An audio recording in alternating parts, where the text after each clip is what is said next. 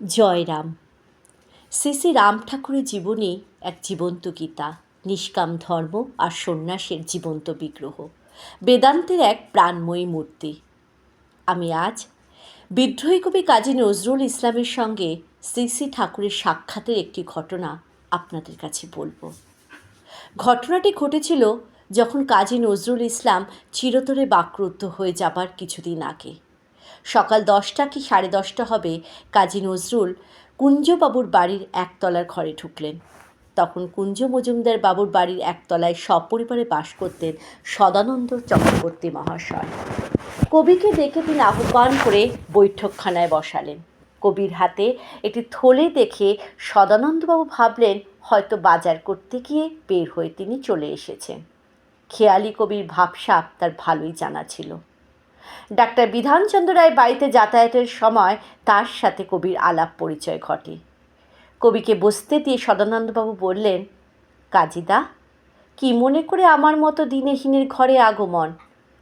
শুনে কবি নজরুল ইসলাম বলেছিলেন, রাজা যদি হয় হীন, প্রজা হয় দিনেরও দিন। তুমি না রাম ঠাকুরের ভক্ত শিষ্য, দিন হতে যাবে কেন? তুমি তো দিন দুনিয়ায় রাজার প্রজা। দাও না একবারটি দর্শন করিয়ে। শুনলাম মজুমদার মশাইয়ের ঘরে ঠাকুর সশরীরে আছেন। কবির কথা শুনে সদানন্দবাবু বিনয়ের সাথে বললেন, কাজীদা, আজই আপনি আসার ঘণ্টাখানেক আগে প্রধানমন্ত্রী হক সাহেব এসেছিলেন ঠাকুর দর্শনে, কিন্তু ঠাকুর মশাই তাকে দর্শন দেননি। এই বলে রাজা উজিরদের দরিদ্র ব্রাহ্মণের কাছে কোনো দরকার আছে বইলা তার জানা নাই। লোক মারফত কথাটি শুনে হক সাহেব চলে যান। কথাগুলো শুনে অত্যন্ত নিরাশ হয়ে পড়লেন কবি। চা পান শেষ করা আগেই উপর থেকে একজন এসে বললেন, এখানে কে একজন মুসলমান কবি এসেছেন, তাকে ঠাকুর যেতে বললেন।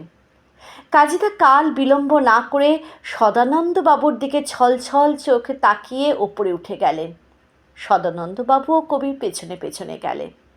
শ্রী শ্রী ঠাকুরকে দর্শন ও প্রণাম করে দুই হাত পেতে ঠাকুরের শ্রীমুখ পানে মিনতি ভরা চোখে তাকিয়ে থাকলেন কাজী। মুখে কিছু বললেন না।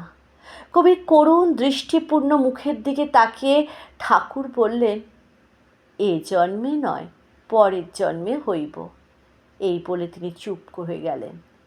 শ্রী শ্রী ঠাকুরের কথা শুনে বিদ্রোহী কবি ঠাকুরকে সাষ্টাঙ্গে প্রণাম করে হাঁটু মুড়ে করো জোরে একটা গান গাইতে শুরু করলেন। তৎক্ষণাৎ রচিত কবির গানের ভাষা এবং সুর এতই হৃদয় বিদারক ছিল যে উপস্থিত সকলের চোখে জল ভরে উঠেছিল। গান গাওয়ার সময় বিদ্রোহী কবি দুই চোখ ছিল সজল অশ্রুধারা। অন্যদিকে শ্রী শ্রী ঠাকুর স্থির অচঞ্চল অবস্থায় যেন ধ্যানমগ্ন। ওই ঘটনা কিছুদিন পরেই কাজী নজরুল ইসলাম বাকরুদ্ধ হয়ে গেছিলেন। জয় রাম, জয় গোবিন্দ।